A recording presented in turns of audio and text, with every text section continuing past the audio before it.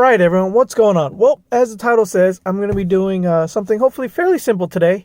I'm going to be replacing the factory SI Tach overlay with a Mugen RR style Tach overlay. This is basically mainly just for show. Doesn't really do anything. It does raise the rev limiter. Well, it doesn't raise the rev limiter, but it has a higher set rev limiter on this one. As you can see, it's around 84. That's where this one's set at about 8. Sun's in my way. There we go. So, yeah, let's get started. This is going to be a fairly simple process.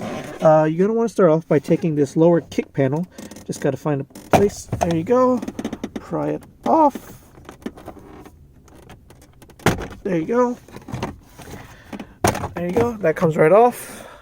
And then there is a screw right here, which I already removed.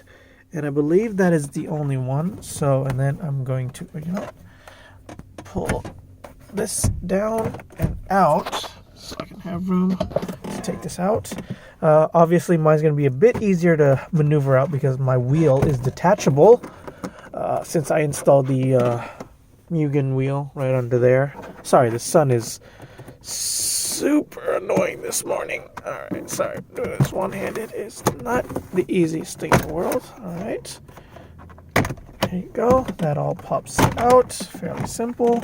Then you're going to want to disconnect the plugs behind here. Obviously, I have the push start from the Type R FD2 installed as well. So that's an extra one I'm going to have to... There we go. And then, there we go. The cluster is accessible. Then you're going to want to take this top screw off. Hopefully without dropping the screw into oblivion. Okay. Take that off. Come on. Okay, set that to the side. Then there are 2 more down here.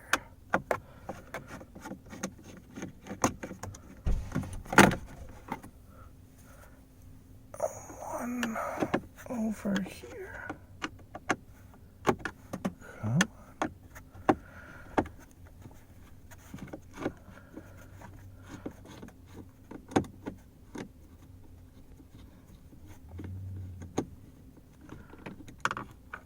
Right. Let me pull these screws out before I lose them. Alright, then you're going to want to go ahead and pull it out. Obviously disconnect the plug back here.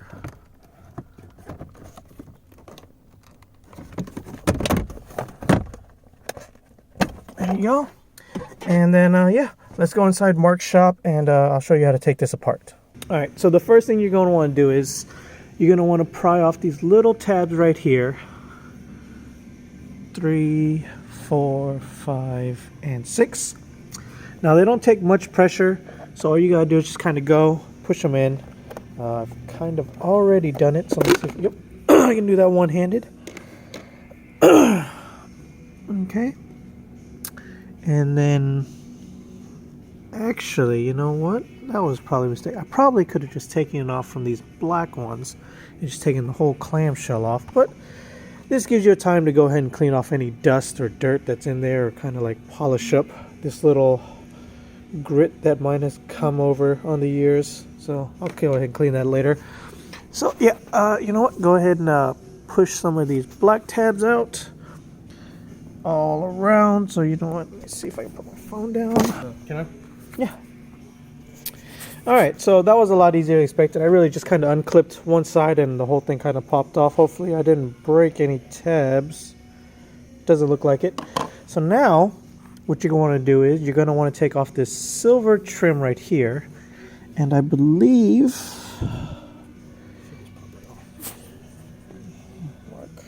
should just pop right off. There we go. Okay. Normally you would need a pick to kind of push this in, and then it should pop right off, but I guess somebody's taken this off before. Alright, so next you're going to want to be able to take this piece off. And to take this piece off, what you got to do is you got to kind of take this needle, turn it counterclockwise while pulling up at the same time. And it's supposed to find a spot where it comes right off. Then obviously, I don't want to... Alright, so you want to take a little flathead to go ahead and kind of pry up on this top part right here. There we go. That comes right off. And then next, obviously, you take the SI Tach, go ahead and lay on the Mugen RR replica, then obviously just reverse. So what we did have to do is we had to take the original overlay. There was a slight, it needs to be notched just right there slightly bit, because the factory one is notched. This one is not.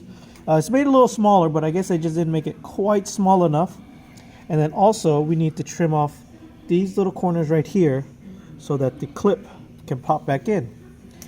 All right, next up we are going to take the needle, which I believe it came off right about here. Okay.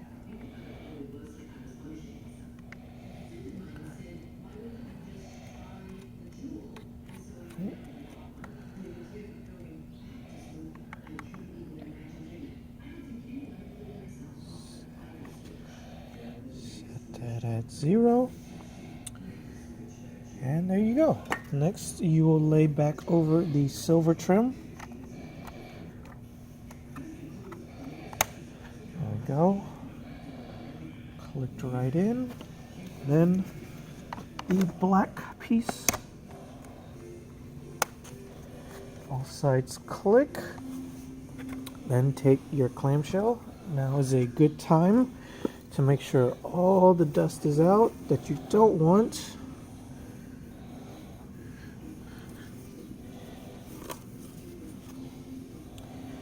All right, go ahead, lock that back in. Might help if the bottom was lined up, wouldn't it?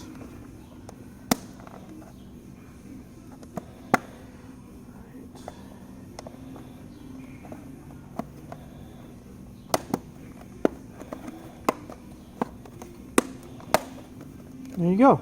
I'm going to go ahead and reinstall this, and hopefully the Tach still works.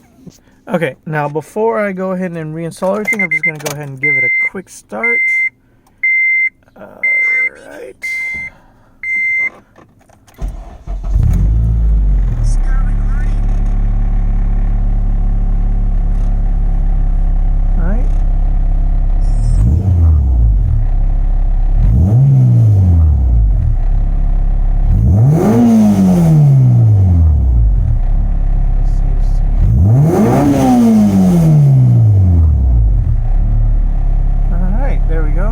Hopefully when I turn off, that goes back to 0. So it didn't go back to 0 as I turned off, as you saw. So what I did was I looked it up, I took it back apart, I took the silver piece off, and then I rotated it counterclockwise till it tightened up again, and now it sits back at 0. So yeah, I took a mental note at about 6th gear and 65 miles per hour. It was about 2.5-ish RPMs. So I'm gonna go ahead and close everything back up, and then I'm gonna take it for a test drive. And yeah, so if you don't care about that, thank you for watching the video.